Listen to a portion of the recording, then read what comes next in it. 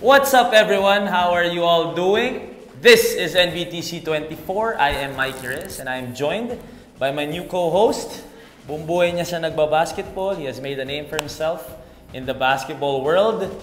That is an understatement, of course. A fellow alumnus of the NBTC. Pero ngayon, hindi muna siya magbabasketball. Sasamahan niya muna ako dito sa ating NBTC24. The Phenom, Mr. Kiefer Ravena. Woo! Palakpakan naman tayo. Yeah. How are you, Keith? Good, bro. Nice to be here. Of course. See the best of the best when it comes to our high school basketball. Oo naman. Siyempre.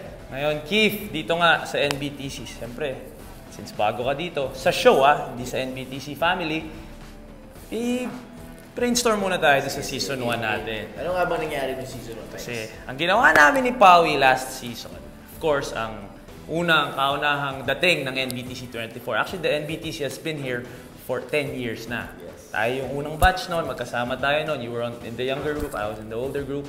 And ngayon, nagkaroon tayo ng show para mapakita sa lahat ng tao or ma-expose yung mga players natin in high school basketball. Para makita din ng mga college scouts, of course, and ng fans. Tama yan, tama yan. So ngayong season 2, we will have 3 editions of the NBTC24. We will have one for the NCAA, the SAFI, and of course, the UAAP.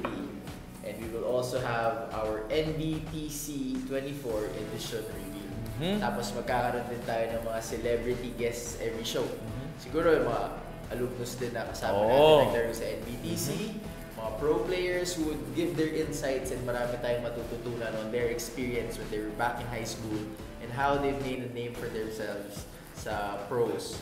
Then we will also have a weekly recap of the games and highlights. Siyempre, mga bata exciting yan! Nagpapakitang gilas yan, kaya dito sa NBTC24, we will have our top 5 plays of the week. Kaya abang-abang talaga yan sa mga viewers natin. Doon ako excited, Keith, kasi yung mga batang may mga dumadunk na nung time natin, hindi pa masyadong uso. Top board lang. Diba? Masaya na. Yun na exciting doon. Very exciting yan for us and for the fellow viewers. And Keith, since last season, nag-champion nga, of course, your Ateneo Blue Eaglets and my LaSalle Green Hills Greenies. Of course, ang #1 player natin last season was, was not unanimously. Hindi naman in question. Decided by our committee. Of course. Yung committee nga pala natin, Keith. Nandyan sina Pong Ducanes, Norman Riego, Matthew Lee, si Yo Sarmenta, si Ruben Terrado, si Pong, si Sultan of Stans, si Pong Ducanes. Yan ang mga talagang nagpapakahirap every game day to collect lahat ng stats, lahat ng highlights, and of course, the men behind the camera. Talagang nagbibigay siya ng effort to give our viewers the best high school players possible for the week. So, do you believe, Keith, after all of this, si Kai Soto pa rin ang #1? After all of this? After all of this, dito pa lang fearless forecast. Magkakaroon siya ng magandang competition, especially with a lot of upcoming players and all the players from season 1 na nandun sa listahan. Malay natin, some of them didn't graduate, just gained a lot of experience, just like your #2 player, si Joel Cagulangan, di ba? So, tingnan natin kung maaabutan niya yun, and we have upcoming players such as Carl Tamayo, and all the other guys na maglalaro ngayon sa high school. Magandang for Kai kung ma-retain niya as the #1 seeded high school player dito sa Pilipinas. So, a lot of things to look forward to dito sa NBTC24 Season 2. We will talk about how basketball season is back here in the Philippines, and of course, the NCAA always kicks us off first. It opened noong July 7. At nagkaroon tayo ng high school games noong July 8, noong Sunday. Exciting games all around. Naglaro dyan. San Beda, Perpetual, GRU, all LaSalle. Yung LaSalle ko naglaro na. So tingnan natin kung kakayanin mo nila back-to-back. Tsaka syempre, malaking bagay yung start ng season. That's when they will gain momentum sa mangyayari sa season natin. Pero, maraming exciting things na nangyari dito sa Pilipinas. Pero meron din tayong players na nag-represent daw sa atin sa Argentina. Oo, yung batang gilas natin, placed 13 13th place sila dun sa Argentina sa FIBA World Cup. We were in a very strong bracket. France, Croatia, and the host Argentina. And we were able to win 2 games, not in our bracket but in the classification rounds against Egypt and New Zealand. Alam naman natin kung gaano kahirap makapasok sa FIBA World Cup, and those kids had an experience of a lifetime. Experience of a lifetime that they will treasure all their lives, na they were once part of a team who competed. Yes, once part of a team that competed for the Worlds. And you know, I'm just very proud. Ako, personally proud of how Coach Mike Oliver and his coaching staff were able to prepare the kids, and you know, those young gentlemen really, you know, donned their flag very proudly, and binigay talaga nila yung best nila. And it opened a lot of eyes also for Kai Soto internationally, and he was able to play and showcase his talents to hopefully open doors overseas, no, para sa mga aspiring basketball players natin. So we're very sure that all of them got better both on and off the court. Pero mas exciting tong NCAA kasi marami silang players, di ba? Marami players. Pero Keith, sa NCAA, talking about Argentina lang, meron din tayong NBTC24 na kasama last year. MVP. FIBA. Nandun si diba? Si Jalen Green. Nagpakilala yan last year sa MOA, Madness in MOA. Nakita mo ba yung highlights na yun? Nakita ko yung dunk na yun. Over Kai. So, no, again, very represented ng NBTC. Another player that makes us very proud as Filipinos. And you know, hopefully Jalen comes back here and showcase his talents once again to all our countrymen. Wala composure ng lahat ng nasa MOA nang dumating si Jalen Green. But after this, Keith, finally we will reveal yung edition natin dito sa first episode ng NBTC 24. Finally, Keith, we will reveal our NCAA edition of the first week of NBTC 24. Yes, parang tongue twister yun, bro. Oo nga, NCAA edition of NBTC 24. So, we will start our 24 top players from our first week of games. Of course, chosen by our NBTC selection squad.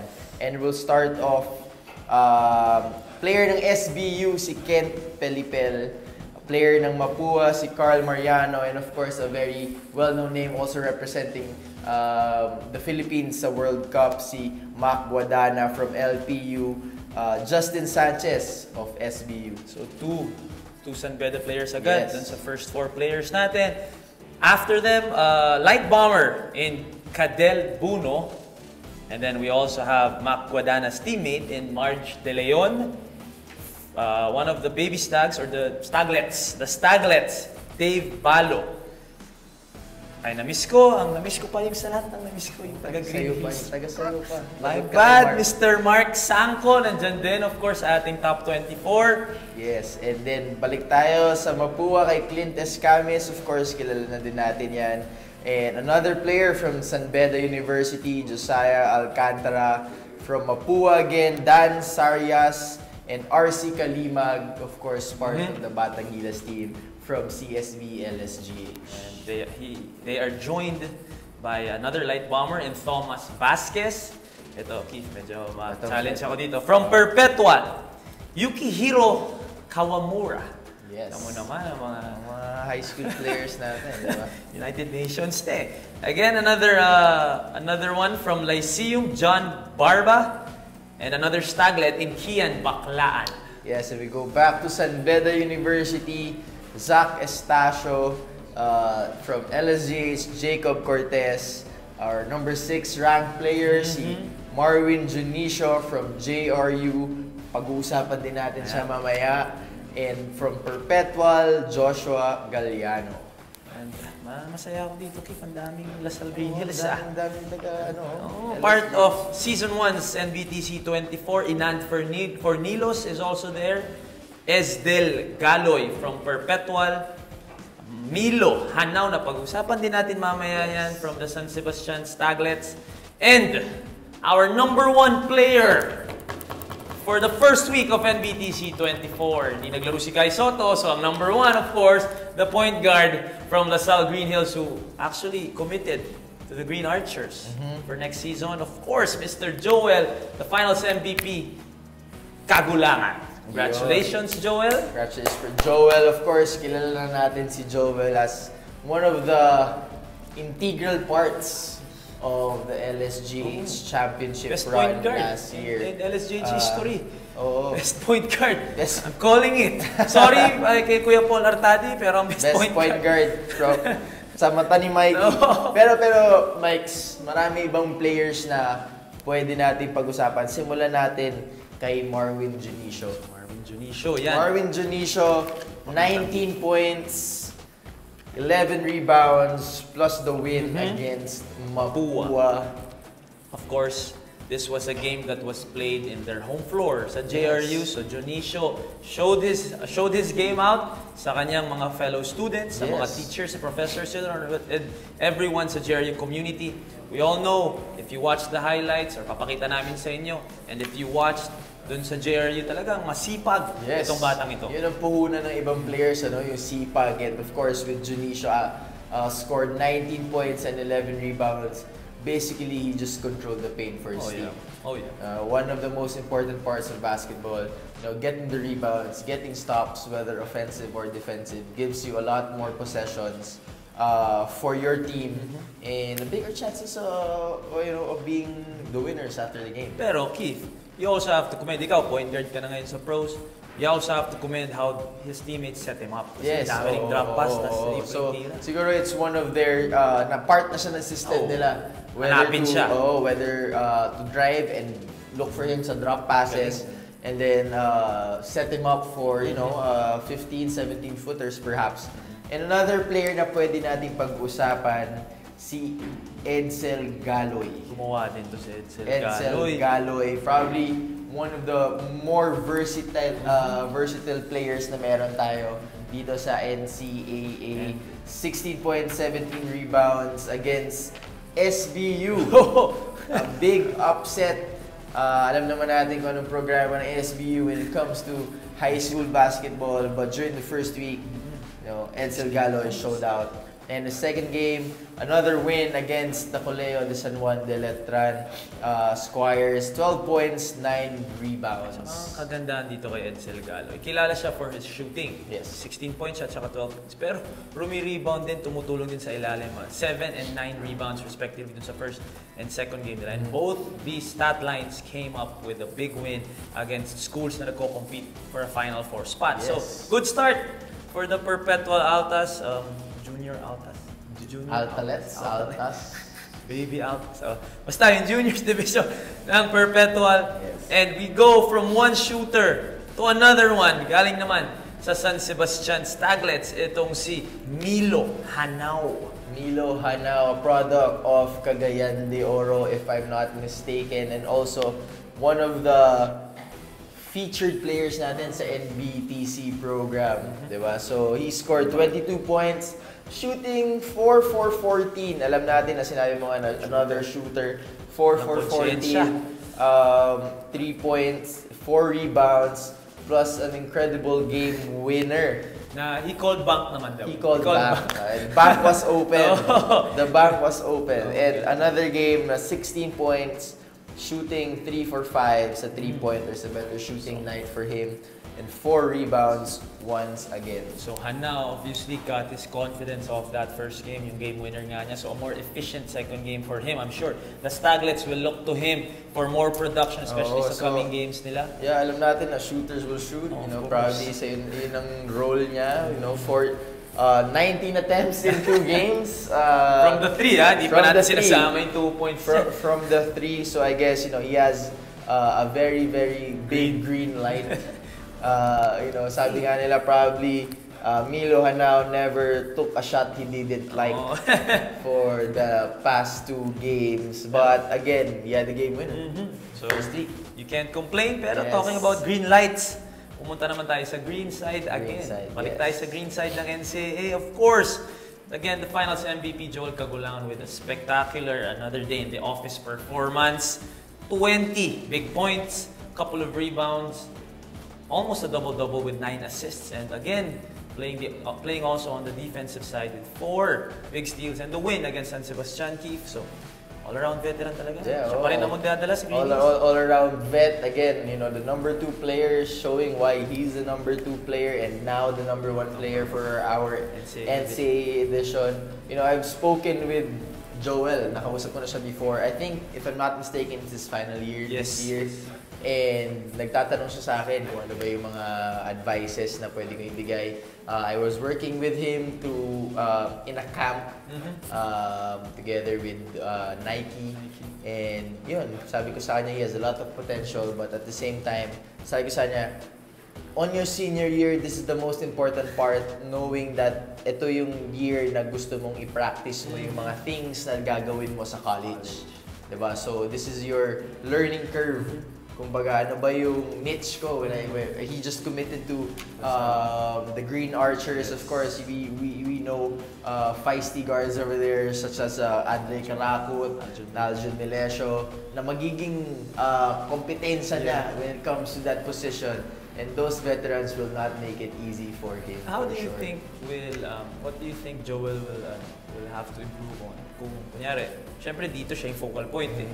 Siya talaga may hawak ng bola, ball dominant, he is the most used player sa Sabrina's roster. And then you move on to college na hindi din naman mo ilang years pa si Aljun next year. Yes. Ilang years pa si Aljun? 2 more. So he will play behind Aljun and Andre. Ano magiging biggest adjustment naman niya? Whether it be on the court and off the court. Siguro the biggest adjustment he could do, you know, one of the most forgotten parts of a basketball game is the perimeter. With his size, I think with his size, he has to learn how to play around the perimeter more. Hindi siya makakasaksak tulad ng ginagawa niya dito sa high school. Oo, diba? So, at the same time, he has to work on his outside shot and his float game to finish above imports, about higher, taller, big guys in college. And adjustment-wise, you know, you just have to learn the ropes against his veterans with Andre and Aljun above him first, but you know, it's competition. If he fights for his spot and Coach Louis Gonzalez thinks he's worthy enough to play right away on his freshman year, and why not? Pero tama ka, yun ang kagandahan kay Joel. He committed early. Commit na siya kasi usually after pa. Yes, so we will have a lot of a time to adjust and to get ready, prepare to go up against the big guards. Yes, may big names. Of course, we're talking about sina Mike Nieto. Again, yung mga doon pa lang sa school na makakalaban niya, yung mga kaposisyon niya doon, mapapalaban na siya. Pero, ngayon, nakafocus yan because he wants to go back-to-back for the Greenies. That's his only goal, that's his only mission as a senior. Wow, yun talaga. Diba? I mean, how was your last season sa high school? Yeah, I won my third straight championship under Coach Jamaic. And, you know, I think for him to just leave LaSalle Green Hills with a championship again. You know, something that not a lot of people. First championship nila last year. Kasi nga, arguable pa kung siya ang best point guard, pero he gave LaSalle its first ever NCAA championship. Will he give them 2? We will see. Yes, we will see. And up next, Keith, papaspasan naman natin ang first 3 game days. Ano ba nangyari sa NCAA 4-hour weekly recap? Now for the weekly recap of the first week of the NCAA games. JRU, Mapua. Clint Escaris starting things off for Mapua with the steal, passes it out to Carl Mariano for the fast break reverse finish. On to the other end for JRU, we got Marwin Jonicio with the offensive board, put back and 1, trying to get things going for his team early. For Mapua, nice drive and kick action going. Clint Escames 3-pointer good. Mapua trying to hold on, but here Thomas Vasquez with a nice hesitation to the rim, up and under, good. Second half now, JRU with a steady lead, 3-pointer off the mark, but Marwin Jonicio again with a putback foul counted. Policarpio gets up for the rim tap finish, but a little too late as John Amores finishes things off with a fast break bucket, easy as it was all night. Final score of this one, JRU 80, Mapua 70. first highlight for you guys right now. Josiah Alcantara steps in beautifully, knocks down the tray. Second quarter now, more Sanbeda. This time, Winston Knott. Fake pass to the corner, one dribble pull-up, splash. Now we move on to the second half. Almost loses the ball, but this time it's all Perpetual as Yukihiro Kawamura knocks one down for Perps. Last play here, Ray Barkuma takes it strong to the hole and one finish. Sanbeda almost comes back, 69-72 Perps. On to the next one here, Ayak facing LPU. Pick and roll here, Kian Sanosa with the quick hands, taking it all the way for the lay. Matthew Ragasa, corner pocket, 3-ball, count it. Second half, another highlight steal, this time for Eli Ilostrimo with another layup showing they're capable defensively. Post entry and one for Mac Guadagna. LPU wins this one, led by John Barba with 22 points. LPU 74, AX 63. And here we go with the most exciting game of the week. Stick around and you'll see why. LPU Sanbeda, Joshua Ugar, bank is open. Yep, leave that hand up, boy. Alright, now remember this name, Myla Hanau. Jab step right, splash. Remember that name in a minute. Keen. Baklaan spin move with a side of lays. Lays, layup. Get it? Lays. And finally, last play here. Remember my name. Milo Hanau chucks it up for the win. Bank is good. I am that man. Leading scorer, 22 points, and wins it for San Sebastian in a thriller, 69-68. Next up, we got LaSalle Green Hills rocking the white, facing San Sebastian. Really tight one here to start. Green Hills with the turnover, leads to an easy one, left hand and up. Later on though, LaSalle regains the momentum, able to hang for a little bit and get that winner fall. Alright, now check this one out. Big guy gets up and pins it off the backboard, pushing the break, ends up as an easy drop pass and bucket. But here we go, a couple possessions later, Dave Balo with a lightning attack to the basket and bam, drop pass behind the head. That was beautiful. Despite that, Francis Lopez finishes things off, taps it off with an and one to the basket and converts a 3-point play. LaSalle Green Hills wins this one, running away 93-80. Next up on our list, we have Latron matching up against Perpetual. Jasper Coloma, corner ball, feeling himself early, 9-0 start. Time Alan Lachenko, right wing. Now Latron's turn for a highlight, behind the back dish from Andre Romenes to the finger roll. Herbs continuing to show the range, inbound buzzer beater good. Yukihiro Kuwamura showing the energy. He finished himself with 18 points, leading his team to a 73-57 victory over Latron. So yun, we experienced a game winner, a game day suspension dahil sa bagyo. So, kabang-abang pa ang mga future games natin dito sa high school ng NCAA. So obviously, those first 3 game days, those first 6 Patikim games. pa lang yan. Patikim. Ang dami nangyaring Patikim maganda. pa lang yan. At Keith, yung sunod na segment natin, ang first patikim, ang bago sa Season 2. Yan ang bagong-bagong top 5 plays of the week. And now for your top 5 plays of the week. At number 5 from Mapua, we have Jonel Policarpio. Jonel here off the steal, showing some athletic ability with the rim grazing dunk. And at number 4, we have from LaSalle Green Hills. Now we have Joel Cagulangan, isolating, going 1-on-5, sidestepping through traffic, kissing it off the glass for that sweet finish.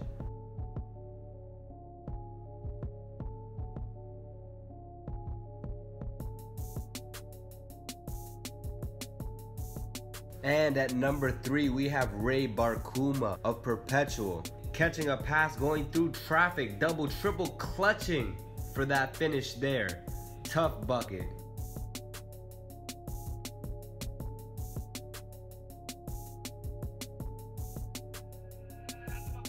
And at number 2, attacking, he is Rafael Are from San Sebastian with the sweet Jason Kidd-esque behind the head dish for the finish. Man, what a pass that was.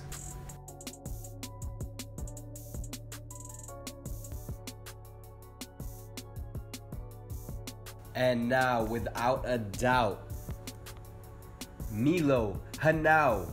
Remember his name. 4-3 for the win. Clutch time.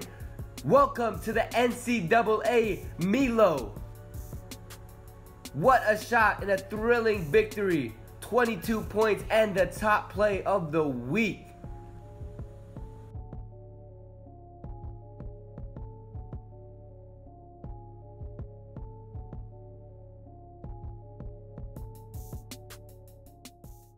And there you go, Keith. Kita mo naman, meron tayong dunk, meron tayong mga pabitin, Side step. Eh, yung game winner. Yun. Open yung bangko eh. Oh, yun yung game winner. That's why, rightfully so, it's number 1 for the week. What's ang favorite ko yun? As point Magic. no look. So, of course, yun nga ang ating top 5 plays of the week. So, that's a wrap. Wraps it up. It's a wrap. Great episode for my first time as your new co-host. And of course, marami ka atang pasasalamatan. Marami. Of course, isa lang muna. Ayun, isa lang muna. Siyempre, ang manok ng bayan, Kiefer, ang Chooks-to-Go. Thank you very much to everyone. Tama naman, well represented, ang Chooks-to-Go. Kay Boss Melmac and kay Boss Ronald Mascareñas for always supporting our NBTC24. And don't forget to follow us sa Facebook, Instagram, Twitter, and all other social media platforms. And to watch more of our episodes, kung gusto nyo pa kaming makita ni Mikee, pag-usapan ang best of the best high school players natin, just subscribe to our YouTube channel. Look for NBTC. That's about it. That's a wrap, Keith. This is Kiefer Ravena. This is Mikee Reyes, and this is your NBTC24. Manok ng bayan, Chooks-to-Go,